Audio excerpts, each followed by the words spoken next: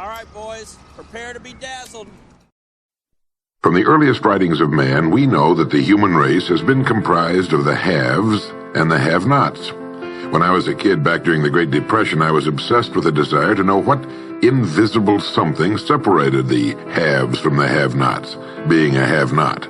I wanted to know why so few managed to be well off financially in a country where success is available to everyone.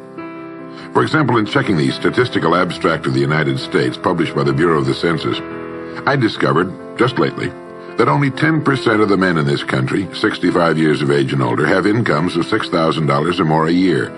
More than 80% of all men 65 or older have incomes under $4,000 a year. Only 7.6% have incomes between $7,000 and $10,000 a year, and only 3.7% have incomes of $10,000 a year or more. A man starts his working career in his 20s, often earlier. He's fortunate in that he lives in the free world. He has better than 40 years to make the grade financially in the richest country on earth. Yet, according to the statistics, only about 10 out of 100 will be financially secure by the time 65 rolls around, and only about 4 men out of 100 will be financially comfortable. Now, why? Well, let me tell you how to find out for yourself. Conduct your own survey. Start down the street in your neighborhood on any Saturday or Sunday and ask the man of every house 2 questions. The first question is, what are you doing at the present time to increase your income now? That is, how much do you want to earn? And when you've evaluated the blank stare you get in response to that question, ask question number 2, which goes, how much money are you planning to be worth at age 65? Now, when the silence becomes too unnerving, thank him and move on to the next house. Ask 50 men, 100, 1,000, until you're completely convinced that the reason men don't make more money during their working lives, and the reason men aren't financially independent by the time they're 65, is simply that they seldom, if ever, do any constructive thinking on either subject. It's that simple, unfortunately. The reason it's so easy to earn far more money than the average man earns in this country is that so very few are going about it the right way. This is a race without enough contestants to bother about. The few who are really in the race can all be winners. Some will finish ahead of the others, but even the man who finishes last in this race will be financially secure. Most people, more than 90%, aren't even in the race. To prove it, ask yourself the 2 survey questions. Up until the time you started listening to this message, what were your plans for increasing your income? How much do you want to earn? And how much money had you decided to be worth by the time you're 65? You see, people who earn large incomes aren't lucky, and they're not crooks as those without money are so fond of pretending, nor are they endowed with more brains or talent necessarily than their friends and neighbors, nor are they privy to occult secrets, and only a very few were lucky enough to have had rich fathers or grandfathers. Most of the people earning the big incomes today started the same way you and I did, and most other people. The only difference between the men who earn big incomes and those who earn small incomes is that those earning big incomes decided to earn more. They're the people who made it their business to earn more. You see, a woman who does not think about baking an apple pie for dinner tonight will never think of looking up the recipe for apple pie. Without the decision for pie, there's no motivation for checking out the recipe. A man who does not think about driving his car to St. Louis, Missouri or Nacogdoches, Texas will never get road maps which show how to get to St. Louis or Nacogdoches. And a man who never decides to earn more money will never think of learning how, of looking up the rules for earning more money. You see, people do what they make up their minds to do. So get rid of the ancient superstition once and for all that people who earn big money are special people, or lucky, or get the breaks, or had money to begin with, or knew someone, or are smarter, or anything else. These are alibis. They can all be disproved 1,000 times. The reason there are so many of these alibis around is that men who fail to make the grade financially are seldom honest enough to just admit that they really didn't try and keep trying. So in order to justify their failure, in order to remain seated, they dream up and pass along these old alibis. We're all self-made, but only the successful will admit it. I once had occasion to visit Charleston, South Carolina. I'd never been there before, so I hired a taxi to drive me around the historic old town. I particularly wanted to see the battery where that famous shot was fired on Fort Sumter. Along this beautiful drive, some of Charleston's oldest and finest homes look out over the bay. I commented to my cab driver on what lovely homes they were, and he said, yes, some of those homes have 40 rooms. And then he thought a moment and he said, and every one of them is owned by a crook.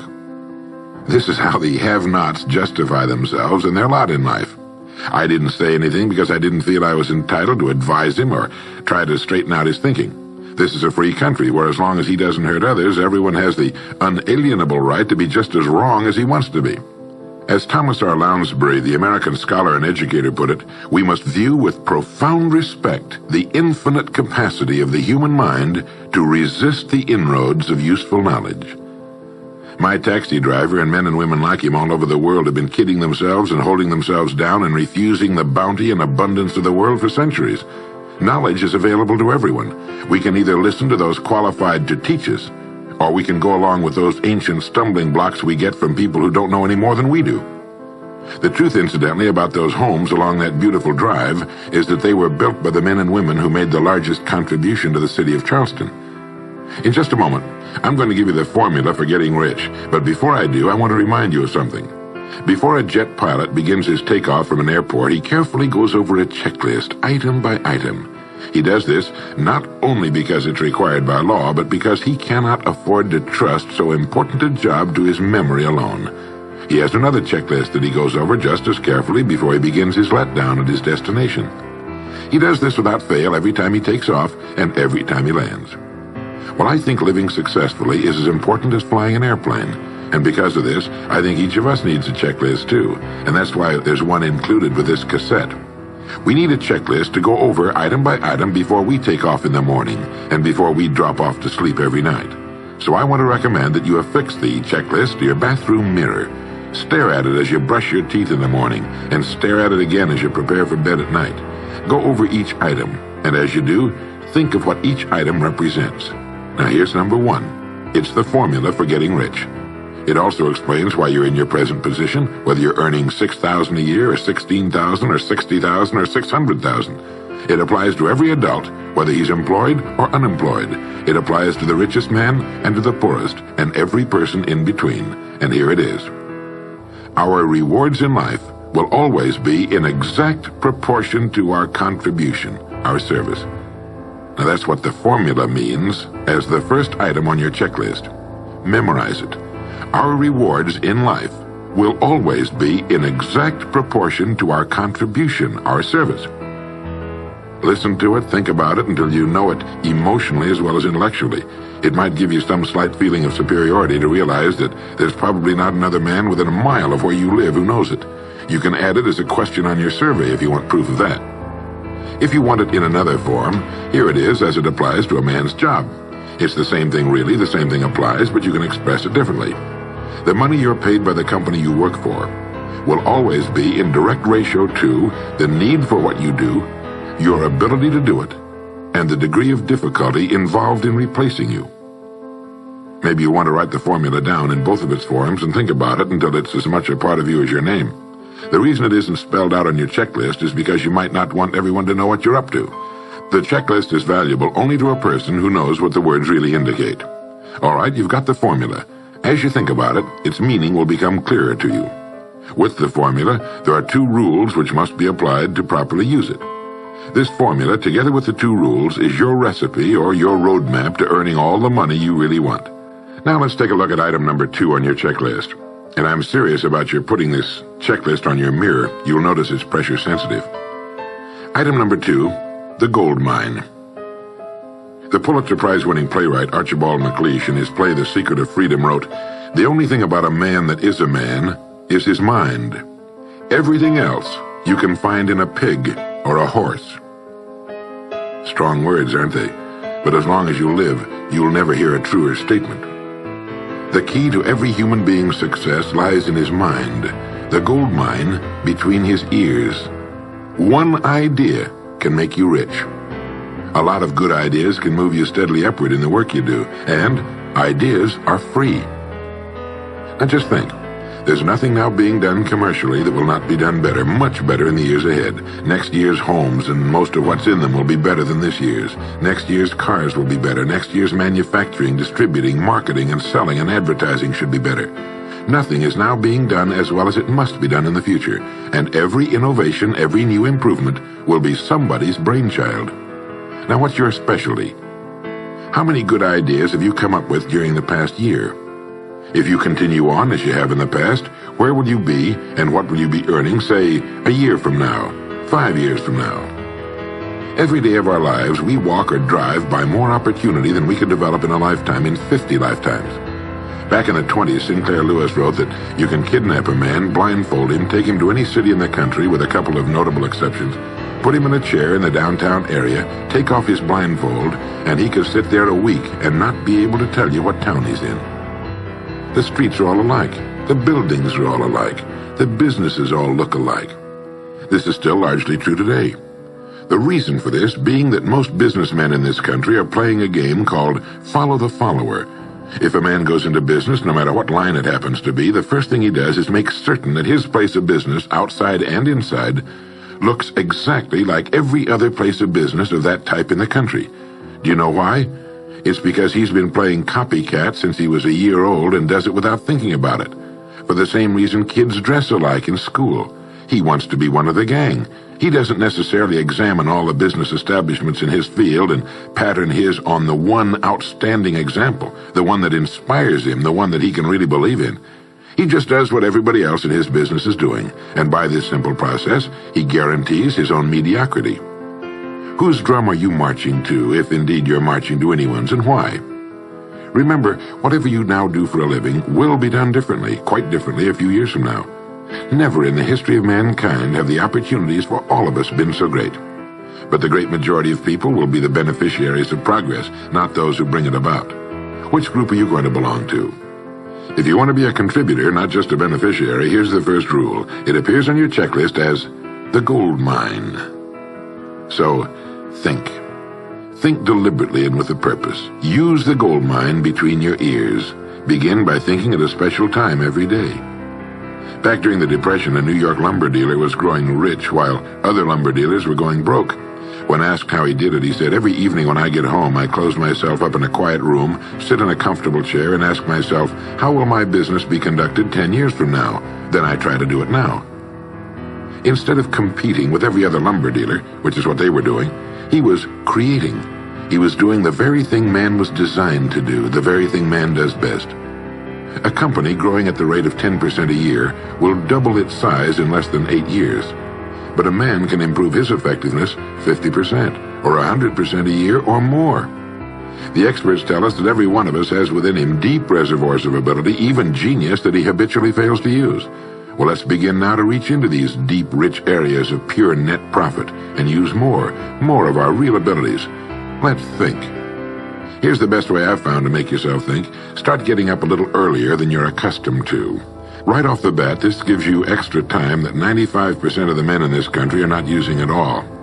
1 hour earlier a day gives you 6.5 extra 40-hour weeks a year. But at this time in the morning, take a refreshing shower, dress, get yourself a fresh, hot cup of coffee if you're a coffee man, and then sit down to a clean sheet of paper. At the top of the paper, write your financial goal. Now, this is the amount of money per year you intend to earn soon. Incidentally, you might like to keep this to yourself, too. It's nobody's business but yours. Then, start to think. Think about your goal and what it'll mean to you and your family. Then see how many ideas you can come up with to help you reach that goal. Ideas to improve what you now do for a living. Ways of increasing your contribution to match your income goal. You know, jobs don't have futures. People do. No matter what line of work you may be in, there is within it more than enough opportunity to last a lifetime. You don't have to think of brand new ideas or revolutionary new ways of doing things, although you well might come up with some. Think of ways of improving what is now being done.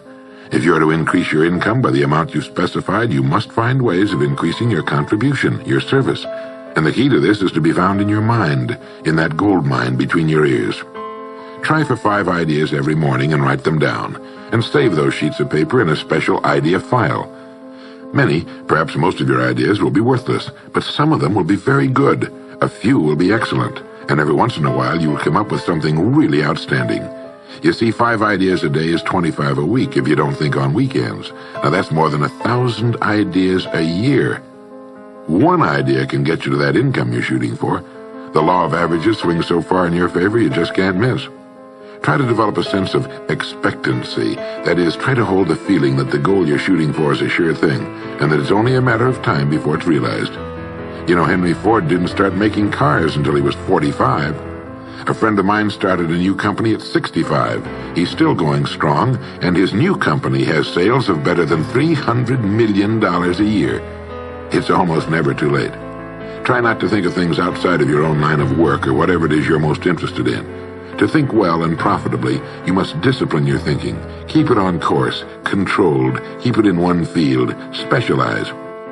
Now for the final item on your checklist. It appears as the word. And the word is attitude. Attitude has been called the most important word in the language. William James put it this way. He said, "The greatest discovery of my generation is that human beings can alter their lives by altering their attitudes of mind." Now this is something to think about. Can alter their lives by altering their attitudes of mind. It's another way of saying we become what we think about. Look at it this way. Your total environment, if you've been an adult for any appreciable period of time, your total environment is a reflection of you as a person. The house and the neighborhood in which you live, the car you drive, the clothes you wear, the job you do, the people with whom you regularly associate. Your total environment is an exact and merciless mirror of you as a human being. Now, if you feel your environment can stand some improvement, you have only to improve your attitude, and your world will gradually change to reflect the changing person. Here's how to change your attitude. Beginning now, begin to act as would the person you most want to become. Now that is, if you were already in possession of the goal you're shooting for, how would you conduct yourself in all of your affairs? Well, do it now, and tomorrow, and the next day. Begin now to act the part of the person you most want to become, and you'll end by becoming that person. Subtly, in little ways, in the way you dress, in the way you talk, in the unfailing courtesy you show to every person with whom you come in contact, begin to act the part of the person who has already achieved that which you're shooting for. The German philosopher Goethe gave us the secret when he said, before you can do something, you must first be something. When you behave like the person you most want to become, the things that person would have will tend to come to you. It's simply cause and effect. Don't be in too big a hurry. It takes longer to build a skyscraper than a chicken coop. Build slowly, steadily, and well. Then when you make it, you'll keep it. You'll stay on top. Always be suspicious of the so-called get-rich-quick scheme or sudden success. Never forget that word, attitude. It's your attitude toward the people with whom you come in contact that will determine their attitudes toward you. The person with the great attitude toward life and the world is the person other people call lucky. He's not lucky. He's just using our old friend cause and effect. His causes are excellent, and his effects have to be just as good. Well, that's it. 3 things to remember. 3 things to practice every day. If you spent 16 hours a day, 7 days a week, practicing your golf swing, in a relatively short time, you'd have a grooved, beautiful swing like the pros. So practice your new attitude every day, every waking hour. Practice thinking a few minutes every morning, and you'll find yourself thinking all day long. And remember the formula. Our rewards in life will always be in exact proportion to our contribution, our service. Go over the ideas in this message every day until they're as much a part of you as your name and your temporary address. You'll notice that each time you listen, you'll hear something new. You'll get a new idea you failed to get before. This is Earl Nightingale, and thank you.